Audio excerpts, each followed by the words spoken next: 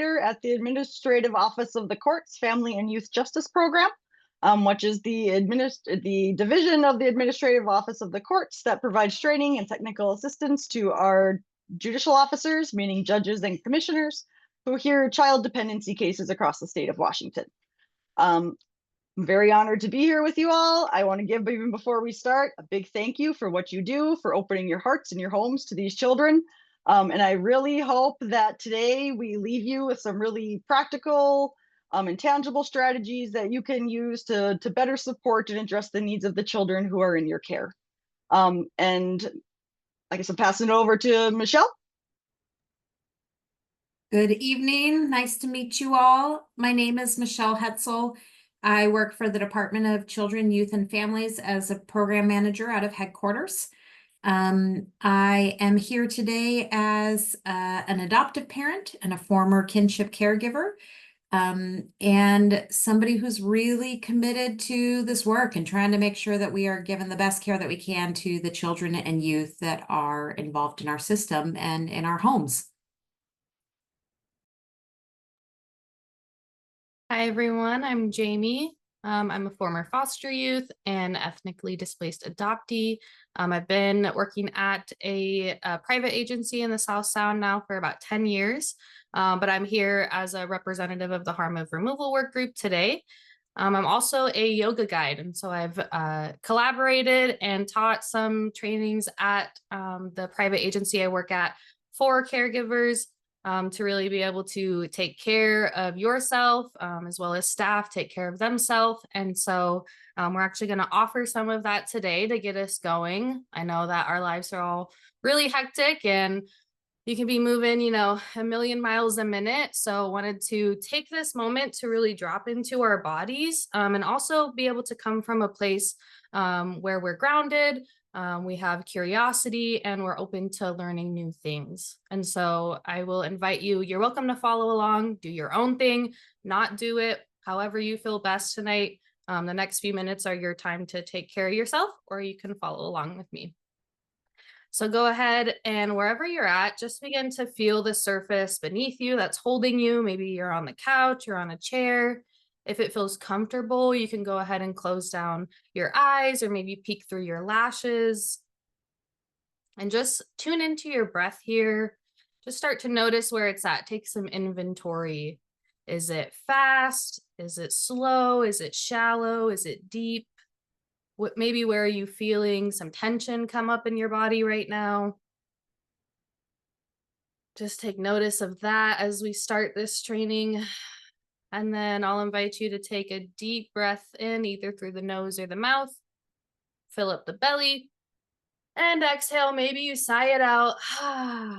Go ahead and sigh out some stress, some tension. Let's do that again. Take a deep breath in. And exhale. Let's do that one more time. Big breath in, fill up the belly, maybe fill up the chest with some fresh air. And exhale to release. Now I'm going to invite us to rub your hands together, create some energy, create some heat here. And I'll invite you to place your hands on a part of your body that needs some extra care tonight. So maybe it's your neck. That's where I'm feeling it.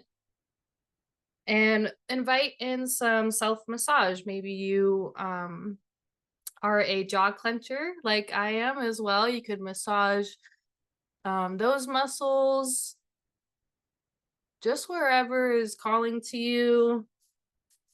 Maybe you've been on the computer all day typing. Feel free to rub out your palms.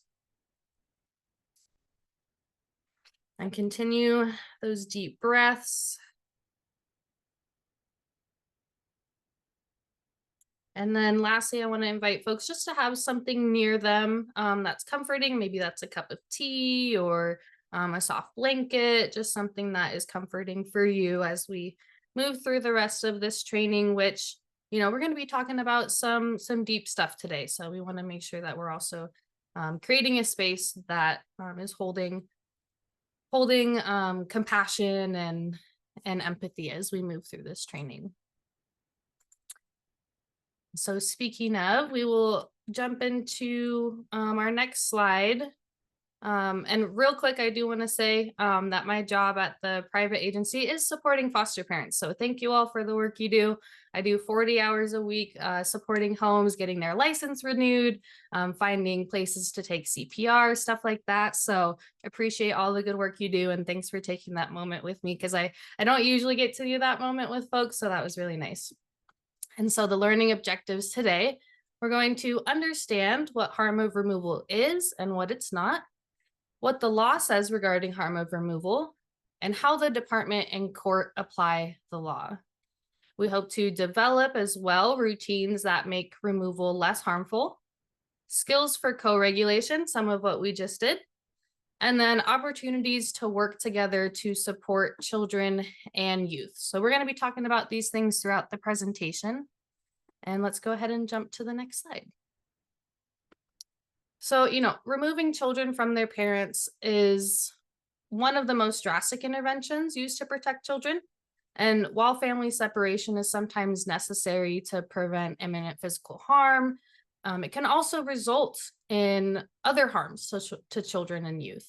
And, us here, we all care about child safety. That's why we're all here at this training. And helping children and youth achieve emotional safety and lifelong healing is crucial, and something that we all have an opportunity to support or hinder based on our actions and willingness to partner. So even y'all just being here today shows that willingness to learn. So thank you for being our partner in this. Let's go ahead and jump to the next slide, where Laura will tell us a little bit about the harm of removal. All right, thanks, Jamie. So harm of removal, what is it? Harm of removal is a term that we use to describe the negative impacts of family separation on children and youth. And we first started talking about harm of removal as a dependency system when House Bill 1227 first passed in 2021, which, among many other things, which we'll talk about a little later, added language around harm of removal. And this is the part that it's really important to understand. That understanding the harmful effects of removal allows us to better meet the needs of system-involved children and youth, which then hopefully will reduce the trauma that they experience that we typically associate with system involvement. So the graphic on your screen highlights the different categories of harm that can result from family separation. We have the different domains there. You can see the purple stands for disruptions of relationships and the negative impacts it can have on child attachment and bonds with their families and communities. The yellow bubble identifies harms to child development. They may experience things like education loss and delay in acquiring developmental milestones due to placement changes and the trauma associated with removal. Some children also will experience gains in their development when they have the opportunity to live in a safe and stable environment when they're in care. Harm of removal is not weighing out potential gains or losses. It's very important to understand, so I'm going to say it again. Harm of removal is not weighing out potential gains versus losses. It is acknowledging potential harms that can be anticipated from removal. The red bubble highlights trauma, ambiguity, and grief. A child may not know where they will live, why they were removed, or when they will return home. They may not understand why these massive changes occurred, and oftentimes we see that children tend to blame themselves for not being with their families. The green bubble identifies impacts to equity, diversity, and inclusion. Children may suffer loss of language and cultural practices. They may also be placed in a cross-cultural placement that doesn't recognize or know how to support the daily impacts of being othered. The orange bubble highlights the harms associated with system involvement. Children may suffer stigma from being in foster care and may not be able to participate in normal childhood activities or feel like they are able to. They have a higher likelihood of juvenile justice involvement, court involvement, and law enforcement involvement as adults. Finally, the blue bubble identifies increased risks for safety that can be associated with removal and continued family separation, such as increased risk of running from placements, commercial sexual exploitation, and experiences of abuse while in care. So this is also really important to understand. Harm of removal does not mean that these harms only result from removal, or that the same harms or worse harms wouldn't occur if the child was not removed. What harm of removal is acknowledging that separating children from their families can result in additional harms that children will experience in and on top of the maltreatment they experienced in the home. Let's go to the next one. So what you're looking at on the screen now is what we refer to as the harm of removal map. And this, as you'll see, has the same domains that were on the previous slide, but broken down into more subdomains. When we started building this map, what we quickly realized is that this is expansive because harm of removal touches every facet of a child's life. Now, there are a couple of things I want to say about the map. This was developed in our cross-system statewide efforts over a period of about 18 months, and it is continuously evolving. As we learn more, as there is new research, we continue to add to this map, which is why you can access it through either that QR code or when we send out the PowerPoint, there will be a link. You can always get to our website page where you're going to be able to see the most updated current version of this map. And I guess that's kind of all I want to say about the map, actually. No, I forgot one important thing. So this looks really expansive. It does not mean that all children are going to experience all these harms. This is a framework for understanding and how to critically think about the potential impacts of removal on a child's long-term and short-term well-being. Let's go to the next one. Okay, let's talk about what harm of removal is not. And we've been doing harm removal trainings for 2 years now. And since we started doing these trainings, we have really frequently encountered this misperception that even identifying or acknowledging that there is some kind of harm of removal somehow either minimizes or excuses the very seriousness of the abuse or neglect happening in the home. And I just want to be really clear, it does not. Harm of removal is not a justification for leaving a child or youth in danger. It is also not a blanket statement that all removals are more harmful than the harm resulting from maltreatment. And this is because the harm of removal has absolutely nothing to do with whether a child is safe or unsafe or what the parents may or may not be doing to cause an unsafe living situation. That's a separate analysis. This is about recognizing the harm that children and youth might suffer due to being in care.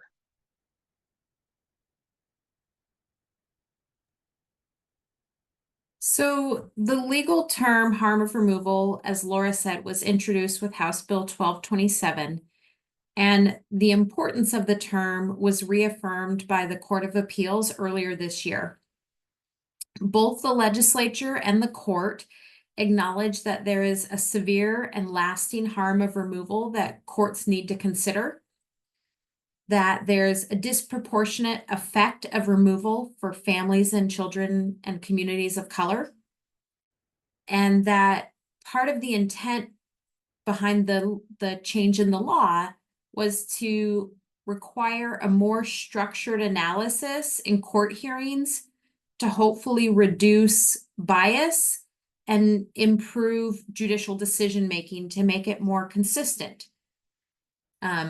We know that historically, child welfare has disproportionately removed children from certain communities, and that institutional racism has existed and caused targeting of certain communities. And so knowing that it is harmful for children and families and communities to experience that removal, we want to make sure that when removal happens, it's required, that there's no other way to keep that child safe, and that it's being done based on the individual case and not based on implicit bias or other things that might play in and cause disproportionate impacts. So the harm of removal element of the law requires that courts not only look at the conditions inside the home, but at the well-documented trauma of family separation and the risk that children will suffer acute preventable trauma in their foster care environment. And this link for the Court of Appeals, they actually highlight some of the research that they looked at and that the legislators found persuasive that caused them to make these decisions.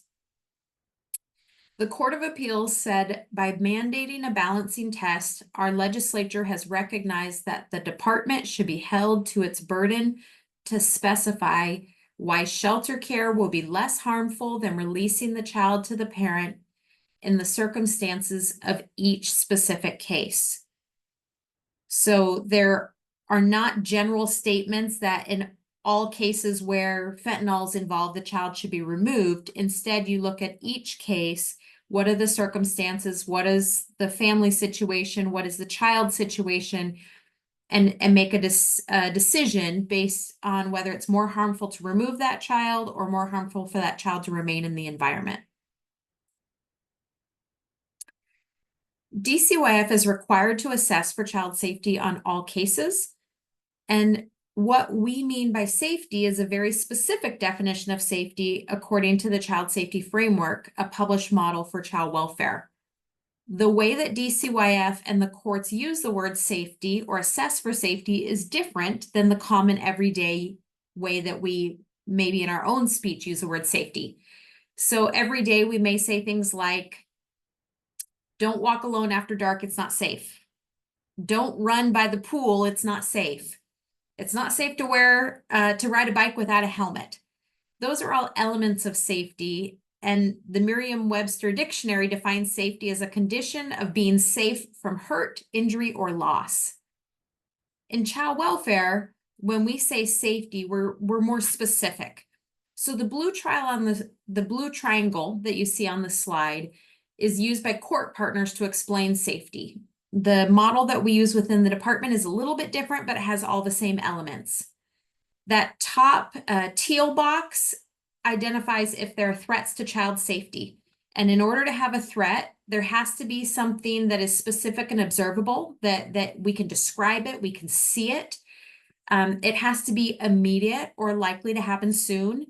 So not as the child gets older, they're going to struggle with these things. It's got to be something very soon or immediate. Otherwise, it would not be defined as a threat. There's got to be severe consequences, that the child could suffer death or serious injury or significant harm.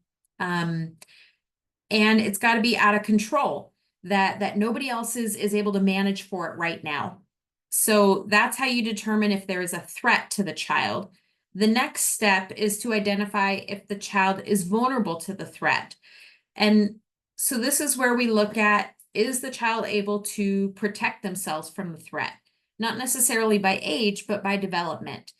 And so you may have a home where you have multiple children, you have perhaps young children and teenagers, and the young children have different vulnerabilities than the teenagers.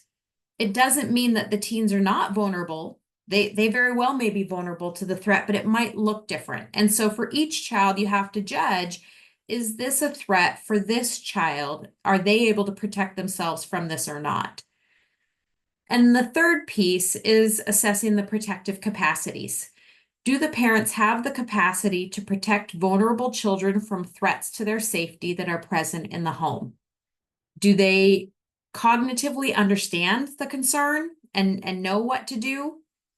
Do they have the behavioral response? Can they do anything about it? Is it within their resources and control? And then emotionally, can they respond? So maybe somebody knows what to do, but they lack impulsivity, or they lack emotional regulation. They struggle with impulsivity, or they have a substance use disorder where they know that this is not safe, but they can't control their behavior. Emotionally, they're not managing it. And this is where you also would look at if a parent has empathy and connection to the child that would cause them to act in a protective capacity. The safety model is complicated. It is something that we spend years learning about more and more. It's something you understand better the more you use it. And this is because every situation is different, and every situation has to be analyzed based on the individual circumstances that are currently present. I'm adding to the chat various public-facing resources that are available to you, so that if you want to understand more about the child safety framework, you can go do some work and get some more information. There is a lot out there, but it's very specific, and I know this is the most technical part of the presentation. Oftentimes, we mix up safety and risk, but they're actually two different things. So you likely have heard the term safety risks. Well, that's a misnomer. Those are actually two separate things, apples and oranges. They're related, but they're different. And so I want to spend a couple of minutes talking about how we assess for each one, and how we plan to address each one. So safety looks at the current situation. Is it currently dangerous? So I told you before, it's got to be immediate or near future. Risk looks at the likelihood of future maltreatment. So this is where down the line, it might be a problem. Safety only looks at severe forms of dangerous conditions. So we talked about there's got to be a severe impact, death, or serious injury. And you might be sitting here thinking, well, that's crap. So a kid has to get seriously injured? What about all the small injuries and minor injuries that add up and really change a child's life? That's risk. So maltreatment, risk looks at concerns of child abuse or child maltreatment from mild to severe. Safety only looks at the conditions that meet that severe threshold, whereas risk looks at all elements of the family functioning. So your safety threat might be substance use disorder, but you might also have a parent who has a developmental delay, who's been engaged in a domestic violence behavior, who is in poverty. Those are all risk factors. And maybe the safety threat is around the substance use. So your safety plan might be around substance use, but your case plan, you want to address all those other elements, because while they're not causing a safety threat right now, they do increase the risk of child abuse and neglect. Safety looks at specific threats to a child's safety only. So if we know something is tied to poor educational outcomes, that wouldn't be a safety threat. But that's still a problem. It's still harmful. Risk looks at all elements of child well-being, not just those intense safety pieces. Safety, when you evaluate for safety, you look at behaviors that have to be managed and controlled in the moment. And then risk looks at what are the behaviors that need to be treated and changed over time. And so safety informs a decision about whether or not we remove children, whether or not visitation is supervised or unsupervised, and the case plan. Risk looks at the overall case plan. What services are offered, what supports are needed for the family, does it need to be court involved, can it be voluntary, who needs to be involved in it? So risk is much wider. DCYF can intervene and offer voluntary services, or we could file a petition based on risk. Removal is limited only to situations of imminent physical harm. So there are ways that we can respond to risk, and that we do, both the department and the court, but removal is limited to safety. DCYF, I mentioned imminent physical harm, and that's part of the law. That's the new legal standard for removal. And the way that DCYF defines that is when you have an active safety threat and the inability to safety plan. That's what makes imminent physical harm. If you can safety plan and have a good solid safety plan, that child's not in imminent physical harm because, for example, maybe grandma can move in the home and temporarily stay there to control for the situation while the parent gets into an inpatient treatment facility where the child could go with them. That would not be imminent physical harm because you have a plan. But if that plan falls apart, if grandma does not move into the home or is no longer available, now you have imminent physical harm because you have a safety threat and no ability to safety plan. Another element of the law that changed is requiring that DCYF show a causal relationship between the particular conditions in the home and the imminent physical harm to the child. So the law, this is actually a formatted copy and paste of the law. The existence of community or family poverty, isolation, single parenthood, age of parent, crowded or inadequate housing, substance abuse, prenatal drug or alcohol exposure, mental illness, disability or special needs of the parent or child, or non-conforming social behavior does not by itself constitute imminent physical harm. So there are many times when these factors might be present, and that does not equal imminent physical harm. These are all risk factors. These are all things that could increase the likelihood of child abuse and neglect. But you have to show, for example, how does this person's substance use cause a problem for this child? Why does that make a safety concern for that child? Or how does the poverty cause a safety and imminent physical harm for that child? Because there are many folks throughout our state and our country that have mental illness, or that have substance use, or that have other problems that we don't need to remove their children, that they're able to make situations within their family and themselves to get it addressed. It's when it starts to impact child safety that the court and the child welfare system must get involved.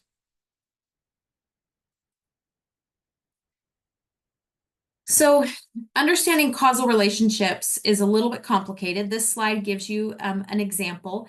A family situation where there's no causal relationship would be parents actively using with a 2-year-old in the home. There might be imminent physical harm there, but that by itself, we don't know. Just because someone's using drugs and there's a 2-year-old does not mean you have imminent physical harm. Or just because there's domestic violence in the home does not mean you have a causal relationship and imminent physical harm. The second examples are ones where there is a causal relationship. There's active drug use in the home and paraphernalia is left accessible to a 2-year-old child. Now you're seeing a connection between the parent's drug use and how it's impacting the safety of the child. Or domestic violence is going on in the home and the child is intervening to protect the parent being targeted. Now the child's safety is being impacted by the risk factor. Just because a problem has not become a safety threat does not mean that it should be ignored or that there's nothing that DCYF or the courts can do. It's not an all or nothing situation. There are non-removal interventions that are sometimes appropriate to address risk or safety threats. Things like child-focused activities such as access to healthcare, education, WISE. So sometimes when we have risk factors in place, getting child-focused services or activities is a way to respond to that risk. Referral to community providers like counseling or treatment. Concrete goods, which are services or items purchased by DCYF, might be a way that you could respond to a situation. So if we go out to a home and there is no food in the home, we might immediately purchase groceries for the family or get them a grocery voucher that day to address it, while we further assess what needs to happen to support the family and understand the conditions that were causing no food in the home. But on that day, we could avoid a removal by providing concrete goods to the family. We can provide family voluntary services, which is case management supervised by the department, and that can include referrals to specialized service providers or in-home service providers. We can develop safety plans. Those are written agreements supervised by DCYF and others outside of the family. There are court-ordered services that can be provided, like treatment or counseling or in-home services. Or there are conditions of placement with court supervision, and this might be a mandatory engagement in service or other requirements like health and safety visits or the child attending daycare. So these are some of the ways that the department and the court could respond to risk or could try and avoid removing when there's a safety threat. Every time it's case specific. So you can't say any one of these is appropriate for every case. Each time you have to do an individual analysis of what the needs are of the case and the child and the family and what interventions are available. And that's where you make that determination on how to proceed. So at a shelter care hearing, and that's the initial removal hearing, the court has to consider if the child can safely remain in the home during the adjudication of the dependency. Adjudication is a big word that means while the court decides if there are facts to determine if that child is dependent. that process, when DCYF or anyone thinks that a child is dependent, meaning that the court needs to intervene in the family to assure the child's safety, they write a petition and they explain why they think it's dependent, and they file that with the court, and they provide notice to the parents that say, I believe this child is dependent. And then the court sets up hearings to make a decision about whether or not that child is dependent. They have to have evidence, they have to have witnesses. That process takes some time. There's exchange of discovery. So that initial hearing is the shelter care hearing. That's the first one, and it's based on allegations. The actual finding of dependency are there facts as to why the government must intervene in this family's life. That process is usually 75 days to get to trial, or even longer. That doesn't happen immediately. And so at that initial hearing, the court has to decide, can the child safely remain home for the next 75 days or maybe even longer? Or does the child need to have an emergency removal while we figure out the dependency? In order to get a court-ordered removal, DCYF has to show that we've made reasonable or active efforts to prevent the breakup of the family. And the court has to inquire to learn what services DCYF provided to prevent or eliminate the need for removal.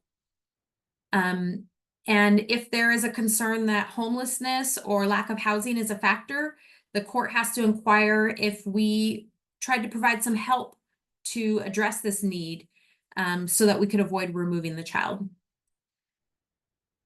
Imminent physical harm is the next step. So DCYF has to show evidence that imminent physical harm exists due to child abuse or neglect. And then DCYF has to prove that any imminent physical harm to the child outweighs the harm the child would experience as a result of removing. Finally, prevention services. DCYF has to identify if there are services that could prevent removal. And then the court asks the parent, are they willing to engage in those services? And if the parent is willing to engage in those services, the court must place the child with the parent. So part of DCYF's job when we identify prevention services is to say, would this service actually prevent the need for removal? And some services will, and some services won't. But it's DCYF's job to argue why a service would or wouldn't, and to try and make sure that that service is available. And then the court, they can't order a parent to do a service because there's no facts yet. There's only allegations. But they can offer to the parent, are you willing to do this service if it means your child does not get removed? And the parent could say yes. The court would place there then contingent upon that condition. So if reasonable or active efforts is not made, what that means is DCYF could lose federal funding for the entire length of that case related to that case. For the other three, if we don't provide evidence, the court is not allowed to order removal. All right, handing it over to Laura. Fantastic explanation, Michele. So as licensed foster parents, you are probably more familiar with looking at WACs, or the Washington Administrative Code. In the child welfare, child dependency court system, we rely on the revised Code of Washington, or what we call RCWs. And an RCW is a law, and a WAC is a rule adopted by a state agency to implement a law. So House Bill 1227 modified the RCW, so our law, on shelter care hearings to require the court to release a child to their parents unless the court finds reasonable cause to believe that the imminent physical harm to the child outweighs the harm the child will experience as a result of removal. So this is one of the many, many considerations that our judicial officers have to make when they are considering whether or not there is substantial and sufficient evidence to show that a child needs to be removed to protect them from imminent physical harm.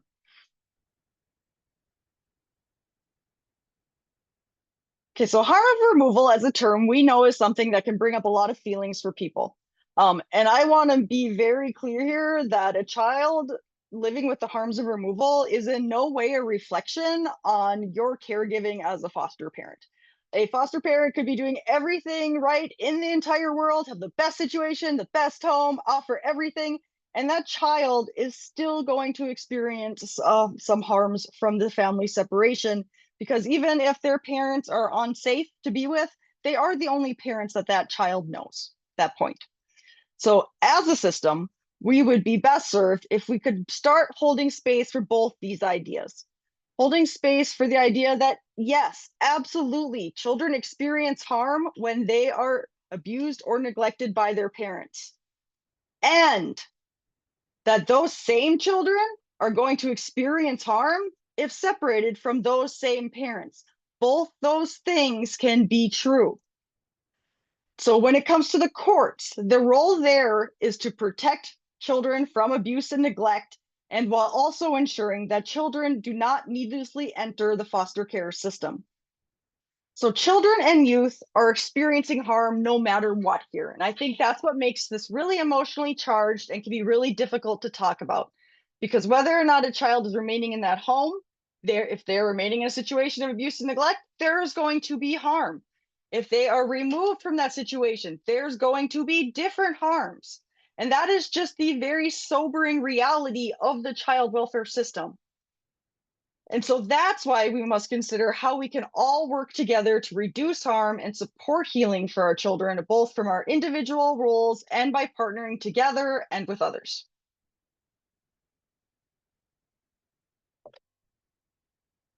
So on the Administrative Office of the Court's website, you can find the harm of removal guides. And these have quite an interesting history as to how they were developed.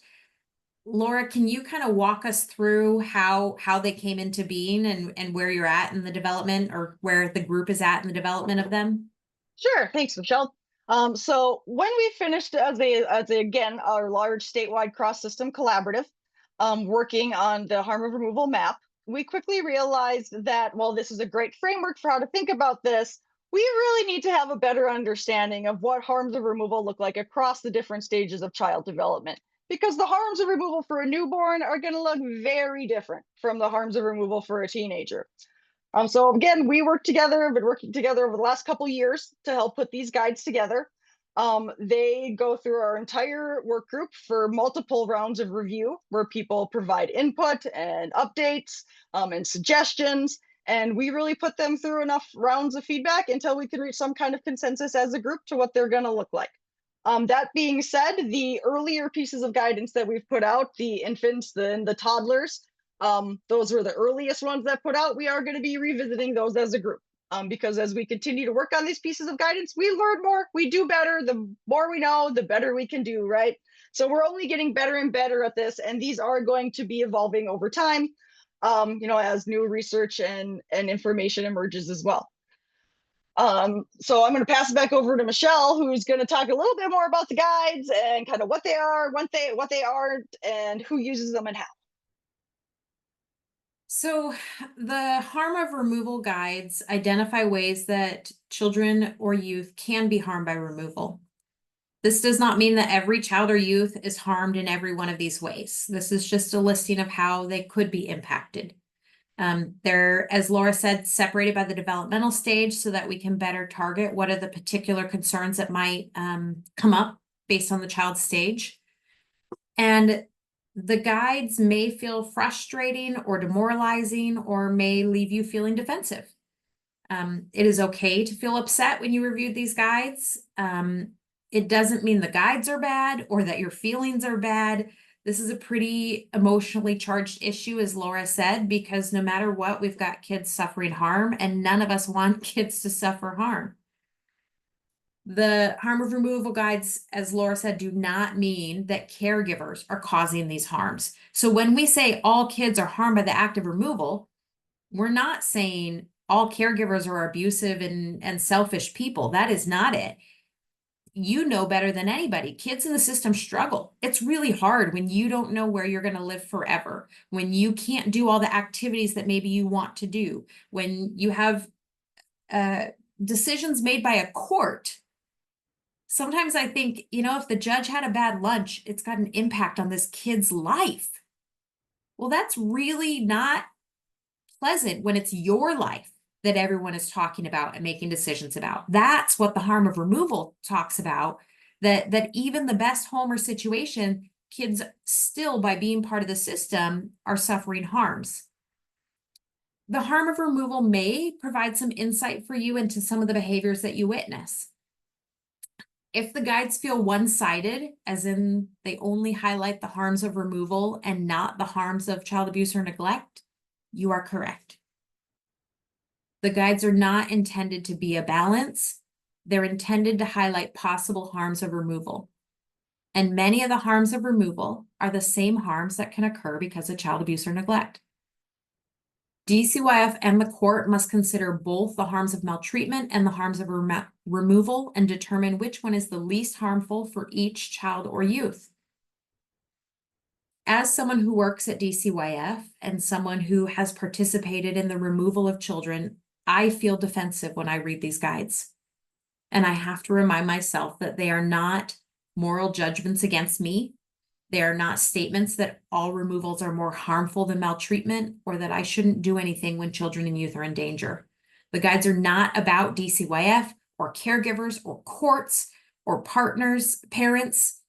The guides are intended to help us all consider the experiences of system-involved children and youth so that we can understand what they might need and what opportunities there are for us to provide support. And hopefully for the overall child welfare system to pause and consider, is removal the least harmful option available? Sometimes it is, but historically we made a decision, the child was abused or neglected, they must be removed, that's the right answer. And now we're questioning that assumption and saying, is removal always the right answer? Is it the right answer for this kid right now? Or is there another option that is possible?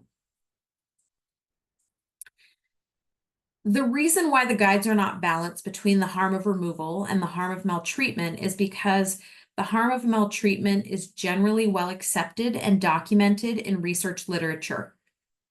But the harm of removal is a newer concept. It's less understood, researched, published, or even accepted. And the guides, as Laura said, are an initial attempt to document and understand the harms of removal. We think as, we learn more, these guides will continue to evolve and they'll hopefully be stronger and more useful. Right now, even though it may feel upsetting, the guides are ways that you can review to identify areas that we can try and reduce harm. And so as someone who works in child welfare, I can review them and say, okay, let's look at the possible developmental harms a child suffers from coming into care. What can I do to support their development so that maybe they aren't falling so far behind? And some of that we've already done historically, like pushing to keep kids at the same school or make a decision if they should transfer to a local school so they're not on extended transportation. Those are decisions that we look at where we know a child's educational outcome can be impacted by removal, and we're looking at how can we reduce that harm. One of the themes that we hope you get from this presentation is that children and youth can suffer harm from separation as well as unstable home situations, and it's not a one or the other. It's a both. All right, Jamie's turn. Thank you, Michelle and Laura. Yeah, I'm gonna invite us to all take a deep breath again. We're about halfway through this presentation, so feel free to, grab water, grab a snack, whatever you need to stay locked in here as we finish up. So this part is for me to share a little bit about my story. And this quote is separation is so much more complex than good or bad.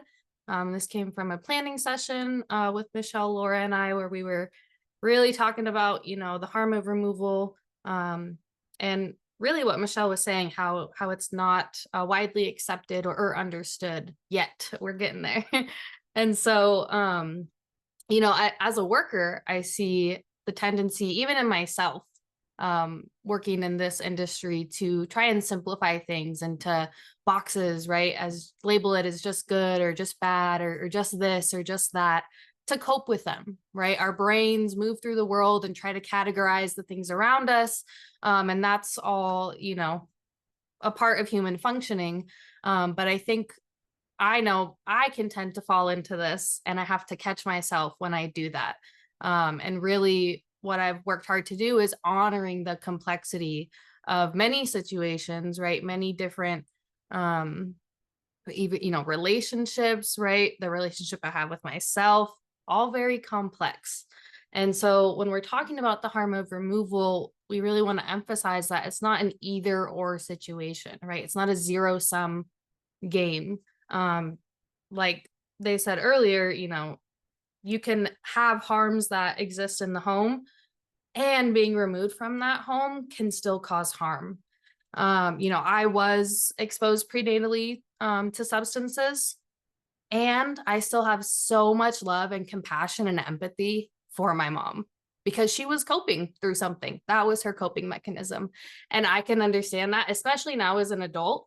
But even as a child, right? My body, my nervous system was co-regulated to hers and only hers, right? Her womb was my home, the only home I had ever had.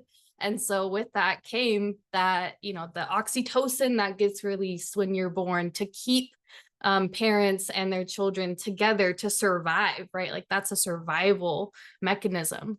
But unfortunately, you know, my foster and adoptive parents, you know, they didn't have that experience. So it was tough for them to understand. And so while they, you know, were providing shelter and food for me, you know, they weren't providing the connections and permanency to my family, my culture, and my identity. And so the same way that my family of origin couldn't meet all of my needs, neither could my foster and adoptive home. And so now I have the burden of struggling and understanding both of those situations, having two sets of caregivers that harmed me in different ways, and understanding the complexity that comes with that, right? It would not do it justice to just say, oh, I had a good experience, or, oh, I had a bad experience. There's so much nuance there. But one thing I do think a lot about, and what I see working in this industry, is the importance of safe adults that can sit with this complexity.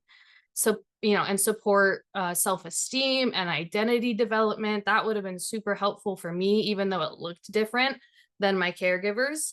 One thing I want to emphasize too is only talking about the bad parts of my parents led to me internalizing that shame, blaming myself for the trauma I endured. Like, I remember being 4 or 5 years old thinking it was my fault, right?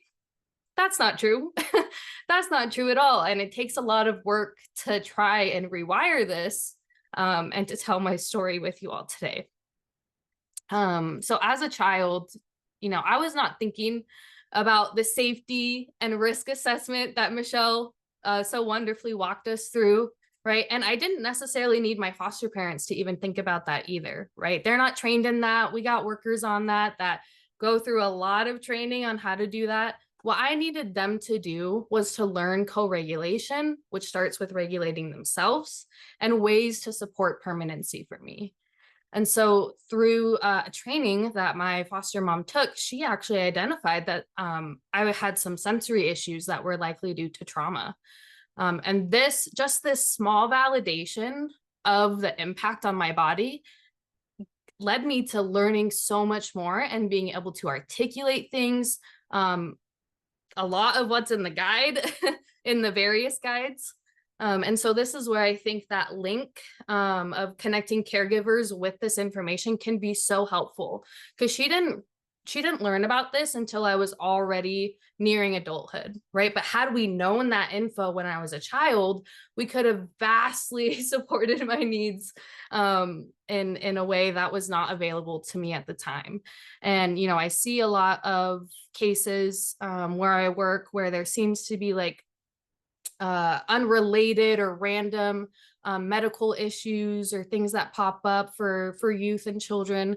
And not all the time can doctors, you know, give answers. And I resonate with that so much because I've suffered through a lot of different somatic symptoms and still do.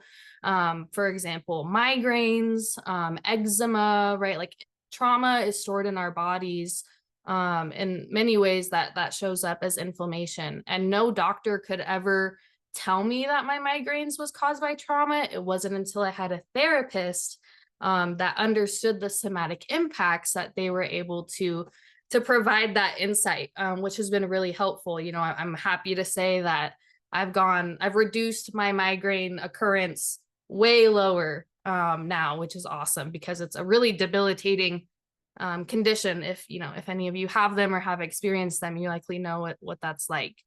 So yeah, I really encourage folks to look at those guides, and like Michele said, they can be a lot to intake.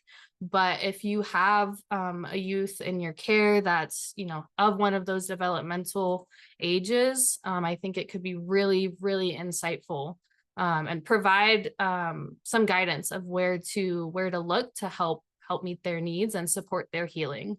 And so that's actually what we're going to talk about next. So I'm going to pass it back to Laura. All right, let's talk about some strategies and things you can do to help reduce the harm that we associate with removal and support healing in your homes. Okay. So when youth and children are removed, there are things we know as a system that we can do to help mitigate those impacts. And that starts with, whenever safely possible, how do we help those children maintain important activities and connections for the child? I like to think of this as, how can we safely keep kids connected to the people, places, and things that matter the most to them? And recognizing, as Jami talked about, that some of those behaviors that you may be seeing from children in your home, some of that, if not all of it, or partially, could at least be attributed to the trauma and the grief and the loss that they are experiencing. As a whole, the child dependency system is not great at acknowledging grief and loss and the impacts that have on our children, and the behaviors that are often resulted of that. It can also help build healthy relationships with the people who care about the child, to support community continuity of relationships over time. So wherever possible, how can we get away from this idea of who gets the child or either or? How can we stop looking at it as a zero-sum game and think can we safely expand this child's family, the people in the network who love and care about this child? And as Jami kind of talked about, it's real. You all are doing a really hard thing every day. You are dealing with these behaviors. You are firsthand seeing the trauma and the impacts of that. You are the ones in the middle of the night taking these children and holding them when they're crying and can't sleep and are dealing with all of those many issues. Have to focus also on taking care of yourself, making sure your own needs are met. Sounds like the Alliance does a lot of great programming on that, and they got some coming up. And making sure that, because then you can remain emotionally regulated. You can be that grounding presence for that child in your home. They are going to come into your home dysregulated with trauma. It is guaranteed. How can you be that grounding force to them to help them feel safe, to help them feel stable, even in this real time of unpredictability and the unknown? How can you be that person for them that Jami was talking about? So I would imagine you're probably all familiar with the concept of ACEs, or adverse childhood experiences, which are potentially traumatic events that occur between the ages of 0 and 17. And this is long-standing research that shows high number of ACEs are associated with more health problems throughout the entire lifespan, up to and including earlier mortality. Children and youth who are in foster care generally have higher ACE scores and poorer outcomes than their peers. And what we're learning is that it's related to both the harm of maltreatment that they experience in the home, and which is further compounded by the harms they experience while they're in the child welfare system. The good news here, and I'm hoping maybe what you haven't heard about, is that there are things that we can do to lessen that harm. And they are called positive childhood experiences. And these are things that support healthy development and reduce the long-term effects of adverse childhood experiences. So you can think of PCEs as buffering against ACEs. And research shows us that these experiences promote children's long-term health and well-being, which enable children to form strong relationships and meaningful connections, which allow the cultivation of positive self-image and self-worth, giving them a sense of belonging and helping them to build the skills they need to cope with stress in healthy ways. And we know that every child has a wide variety of experiences, right? They come into the system with very unique circumstances and specific experiences they've had. Having more positive experiences put into place helps protect against the development of depression or poor mental health as an adult. In fact, individuals who are reporting to having 6 to 7 PCEs had a 72% lower chance of reporting depression or poor mental health as an adult. So as we can see, even these children who come into your homes with really high ACE scores, if we can put enough PCEs, these positive childhood experiences in place, we can actually see their rates of poor mental health outcomes and depression decrease to the level of pretty close to where the children with very few ACEs are. So even for children who have those really severe adverse childhood experiences, having these PCEs in place can be a real protective factor. And a lot of this is around how are we maintaining important activities and connections for this child. So let's look specifically at what those PCEs are from the research. Let's go to the next slide. All right. Yeah, so here's a list. I'll read them off. So felt able to talk about their felt able to talk to their family about feelings, felt their family stood by them during difficult times, enjoyed participating in community traditions, felt a sense of belonging in high school, felt supported by friends, had at least 2 non-parent adults who took genuine interest in them, and felt safe and protected by an adult in their home. So when I think about these for myself, I maybe had 1 or 2 of these as a youth. But like I said earlier, we really can help establish, and I say we because I know there's workers on here too, right? Having 2 non-parent adults who took genuine interest in them, right? That's a huge one. That's where we can show up big. Enjoyed participating in community traditions, right? Keeping children and youth connected to their culture, and in general, just any traditions that their family took part in. We are coming up on the holidays. We all celebrate differently. So that's really important to be thinking about. And I want to highlight too, felt able to talk to their family about feelings. We're going to talk in the next slide about grief and loss, but really being able to empathize with that is so important because it's something that, like Laura said, the system is not very adept in at this point. We're improving it through all of us learning more. But yeah, these are really the opportunities where we can show up as safe adults. And it might mean doing things differently than you have. I know I'm trying to be more of that village for families and people that I'm friends with, because it's so important, like Laura said, to have enough PCEs to act as a buffer to the ACEs. And of course, part of that is establishing safety through lack of judgment, right? Like we've all been youth, we've all been children, we've all made mistakes, we've all gone through difficult times, and having just a safe space where you know that you're not going to be judged or shamed, or thought differently of just for being yourself or for, like I said, making a mistake or something like that is really, really vital. And I think we don't often think about how impactful that is, possibly because a lot of us didn't have it ourselves, right? And so part of engaging in this is also grieving for the little versions of us that maybe didn't have this. But what we can do moving forward and what can help us heal as well is helping provide this for others.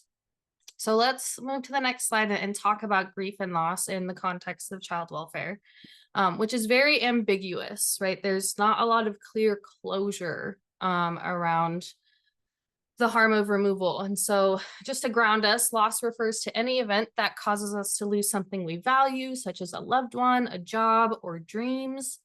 Grief is the natural response to that loss, which can include feelings of sadness, anger, helplessness, and longing. And so, I don't know people's full experience in here, but I do want to give an analogy, especially for those that haven't experienced the harm of removal themselves. Because we can talk about grief and loss with really any type of relationship. So if you have, a friendship, a romantic relationship, or even like a work relationship that you've lost, you can experience that even if that person or that environment wasn't 100% healthy, right? If you've ever been let go from a job that you actually did enjoy hanging out with your coworkers during your shift, but maybe your boss wasn't the nicest, right? You can still miss that, right? You're still going to grieve that loss of that job and that connection that you got to have with the people around you. And gratitude and grief are not zero sum, right? We keep saying that it's not a zero sum game. It's not one or the other. If you've ever, for example, lost a grandparent on one side of your family, your grief for them doesn't cancel out the gratitude that you have for the grandparents on the other side of your family, for example, right? And so this kind of goes back to being able to hold that complexity. And I know our society is a really grief averse one. So again, this might bring up feelings for you where you're like, man, my grief wasn't acknowledged, So let's take these lessons and also apply them to ourselves, because you also deserve to have that grief acknowledged. And that's really what's going to be able to allow you to help acknowledge the grief of the youth and the children that are in your care from an empathetic standpoint, right? When I have a friend that needs support in a certain way, I think about the experiences I've been through to really tap into that, and then also honor them and how their experience might differ. I will say that as a youth, I really could not articulate these things, right? Like I wasn't saying, to my foster parents, I'm going to test your limits right now because I'm grieving, right? It wasn't that clear. But with this information, us as the adults can start to see some of those through lines and some of those signs of grief and of loss. And a lot of the times it does come out as anger, right? Or as sadness. And again, those can seem like random, but when you are continuously disconnected from your family, it is the body's natural response, as it says on the slide here. Grief is a natural response. And through my grief journey, I've really learned that grief and love are two sides of the same coin, right? There's a saying that grief is love that has nowhere to go. There's a lot of, great sentiments out there around grief if it's something that you would like to get more familiar with. One of those things is the Dougie Center here is a great resource. That's the QR code on the screen. And honestly, I even think having these like up in your home on your refrigerator, right? Just kind of as that invitation and as that welcoming of something that typically people shy away from, we can lean into, we can take care of each other in this way. So let's go ahead to the next slide. I'm going to hand it back to Michele. So a lot of us understand you guys are here getting training and probably have received lots of other training that difficult behaviors are demonstrations of grief and loss and overall difficulty coping.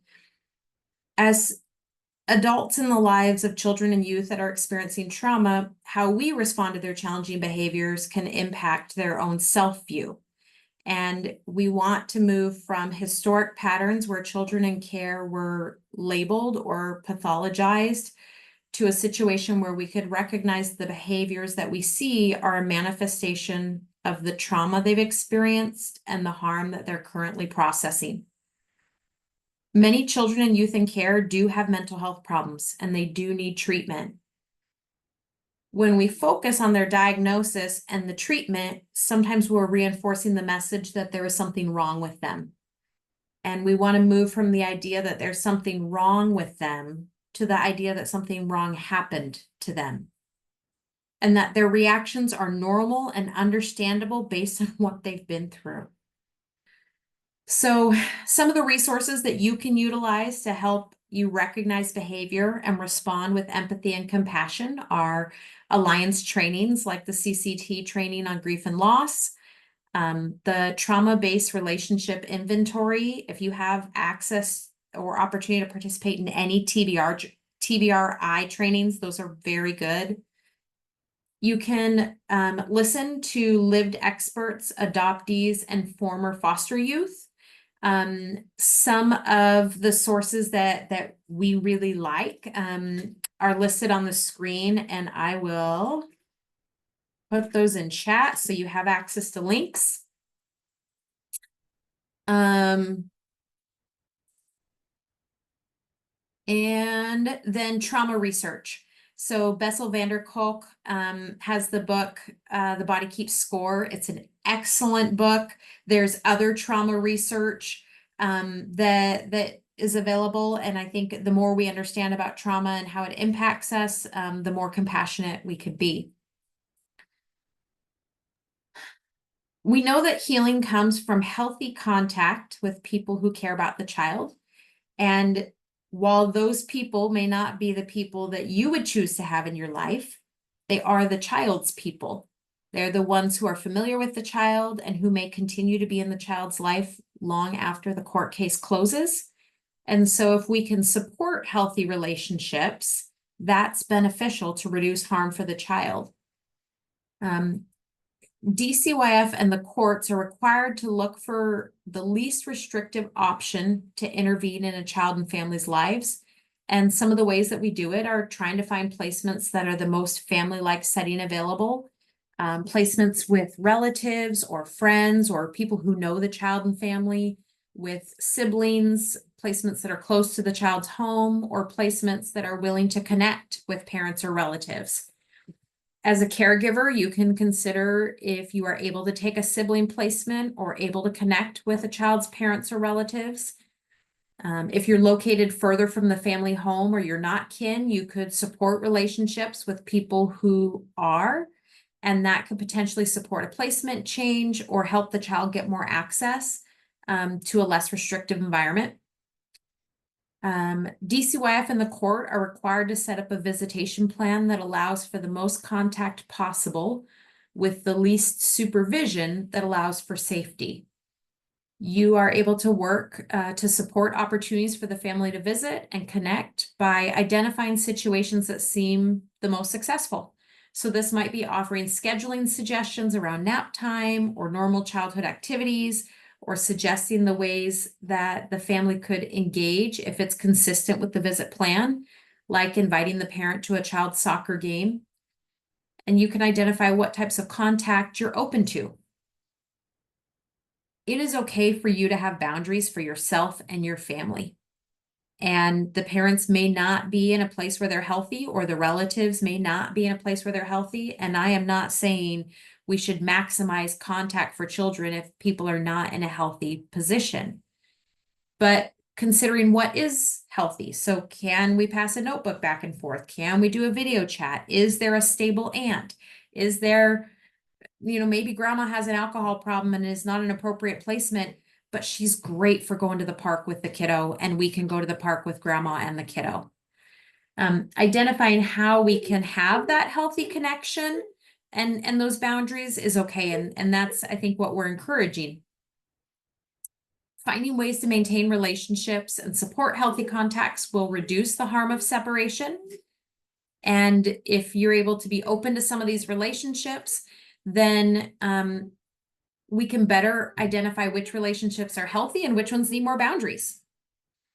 And these are things that you can ask for as advocates for system-involved children and youth, or that DCYF might ask you if you're willing to participate in some of these.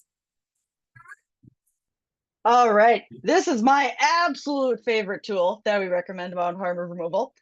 So Dr. Monique Mitchell, who is one of my favorite people to work with, she's a child welfare researcher who studied children's experiences of loss and ambiguity as they transition to and remain in foster care, as well as the questions that children commonly ask around during this critical life transition. So she has this book called The Neglected Transition, Building Relational Homes for Children Entering Foster Care. And a relational home is really a space, a home, a caregiving environment that is created intentionally on relationships. How can we help expand this child world when it is safe to include people, places, and things that are important to them? So she's developed this checklist that's located in this book. It is also located online for free on our website that you can access.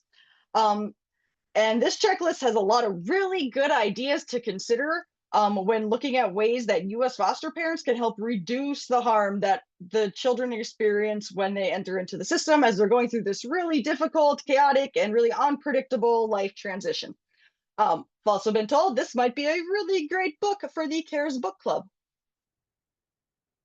So I would highly recommend the book as a whole to get some context to learn more about ambiguous loss, the different types of ambiguity or unpredictabilities that children have when they transition into foster care, the types of questions they want answered. This is also a really good way to help regulate children, is to decrease some of that unpredictability that we know is so inherent in what we do in the child welfare system. And Jami. Yeah, so we can also support healing through relational connections. This can look like, legal permanency. I love the approach the state is taking with really beefing up the kinship program, getting people those connections in a stable way. We also have, other types of relational permanency. These are, non-caregiver relatives a lot of the time, right? Siblings, teachers, coaches, the librarian at school, right? Other fictive kin, being able to remain connected to these folks for a youth or a child can really be the difference in feeling like a total, alien put into a different world, or feeling like you still have some of that belonging, some of that familiarity and comfort. And of course, cultural permanency, feeling of connection and to culture and traditions of origin. It's so important for all of these connections that, we are supporting them. We are, again, talking not only about the things perceived as bad within some of these, but also the things that are awesome, that are great about who and where we come from, because that's really going to help guide us towards our future, right? You can't go forward, you can't move into the future without having a good understanding of your past, or at least not in a way that's going to be supportive and successful, right? And so, this might look like merging traditions, right? This might look like changing even a tradition in your house to accommodate other traditions so that you can do all of them, right? Like, I think an abundance of traditions is awesome. An abundance of people to have connections to is wonderful, right? It speaks back to those positive childhood experiences. Also wanted to highlight that SB 6068 from the Administrative Office of the Courts is to produce a report on potential metrics for relational connections and well-being. And I believe there's trainings on this now, right, Laura? Yes, we have a webinar coming up on it that would be open to anybody on this screen. I will pop in a link for it. It is on October 30th. Perfect. Yeah, so just an anecdote here. I remember being, that age in high school of when you have to figure out what you're doing for the future. And I remember expressing this need to know what were my ancestors good at, right? What were their skills? What were their talents that maybe I can tap into to help guide my pathway? Unfortunately, that was not taken seriously by my caregivers. It was scoffed at as why should I need to know that? And that was not supportive, obviously. I really do think even having what might seem like unimportant information, but being able to provide that, even the smallest of details about, like I said, even a tradition, it could be that a family makes a certain type of, ornament that they put on the Christmas tree, right? If it requires a certain skill or a certain talent, that could turn into a whole career, right? For someone, like, you never know what little detail is going to really resonate with the child or the youth in your home, and might lead them down a path that is really supportive for them, in honoring who they are, right? Because we are literally our parents' DNA. We are our ancestors in current form. Their DNA makes up all of us. And so it's really beautiful to see all the effort that kinship and foster homes put into really supporting those relational connections. Let's go ahead and move to the next slide. Talking about another important aspect of supporting healing, which is self-regulation and co-regulation, which we've touched on during this. Self-regulation is the ability of an individual to manage their own emotions and behaviors, and co-regulation occurs when two or more people help each other regulate their emotions. So supporting parents to self-regulate helps their children co-regulate. So, kids meeting a stranger, right? They don't know if you're safe. And if they're dysregulated from the harm of removal, they're not going to very easily be able to co-regulate with you, whether that's you as a staff, you as a caregiver. And so that's where we can show up with those regulation skills for ourselves, right? Starting with that self-regulation, to help provide a space that can foster co-regulation. And also just like doing your self-regulation practices in front of children and youth, I think is really powerful, right? If there's chaos going on and you're like, I just need a minute to breathe, and taking that minute and modeling it, right? Because kids are sponges, right, in their environment. And if they see that that is supportive to you, guess what? They might even try it when you don't even know that they're trying it, right? And that's powerful. Something that I think is really important to mention, especially for caregivers that have youth that have visitation, is when a child is leaving visitation, that can be a reopening of the injury of the harm of removal, right? It's on to the body. It's another separation from their family of origin. And so I just think it would be so powerful if, when possible, to have the family of origin, the youth or the child, and the caregiver, or the like case aide even, all co-regulate before that separation happens again, right? Co-regulating as a team, maybe it's after cleanup time if they were in a playroom, and taking that minute to just sit together, to be together, to breathe together. And co-regulation can look like a lot of things, right? A lot of this actually goes back to those community traditions that we talked about. Singing together, dancing together. Those are things where you're in rhythm with each other, right? Your nervous systems are firing together.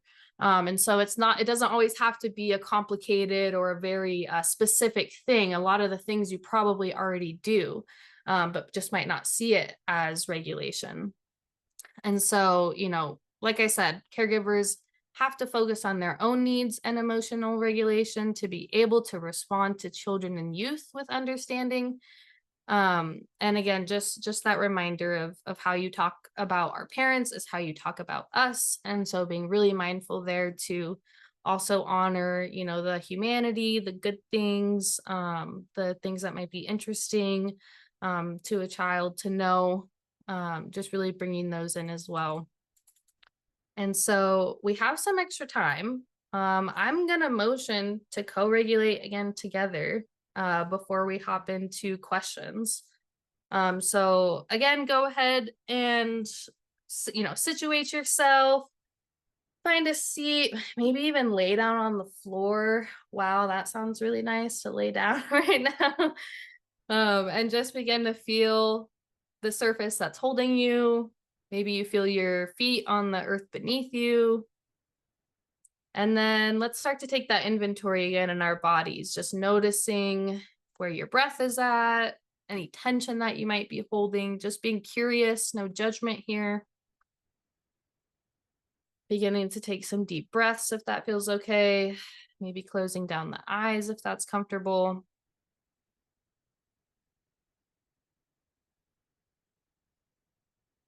And maybe you'd like to sigh it out on an exhale. It's been a long day. Continue to take a deep breath. And exhale.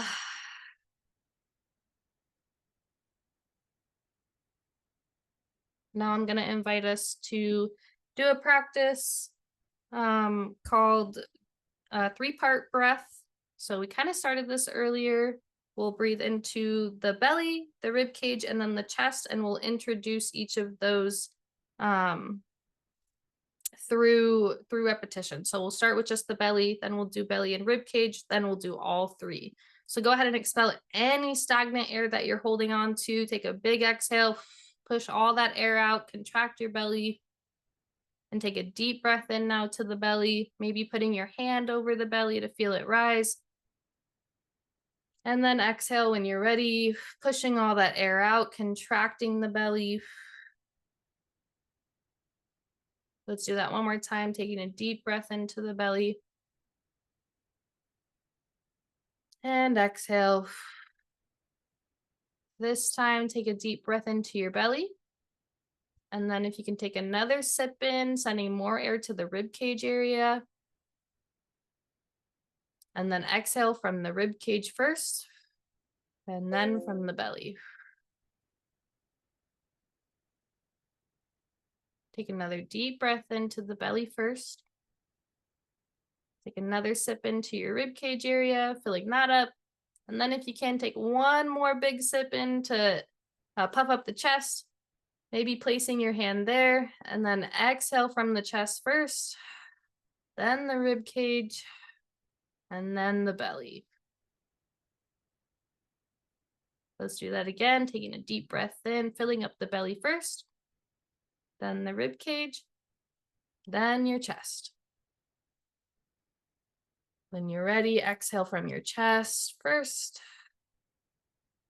rib cage, and belly, letting all that air seep out. And one more time, deep breath into the belly, rib cage, and chest. And exhale from the chest first, rib cage, and belly. Now take a deep breath into the belly, and then the rib cage. We're going to walk it back. Exhale from the rib cage, and then the belly. Now take one breath into the belly, and exhale from the belly. Welcoming back in your typical breathing pattern. Feel free to take more deep breaths here.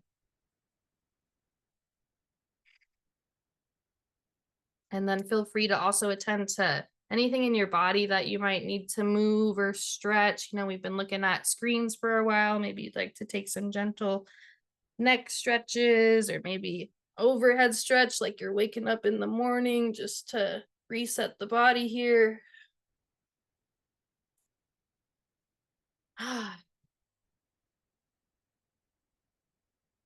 And, you know, these are things that you can do sitting in the line for pickup, right? Waiting for waiting for kids to get to the car even. So I try to give things that can be done from anywhere in a short amount of time. So thank you all for doing that with me. I'm going to pass it back to Michele.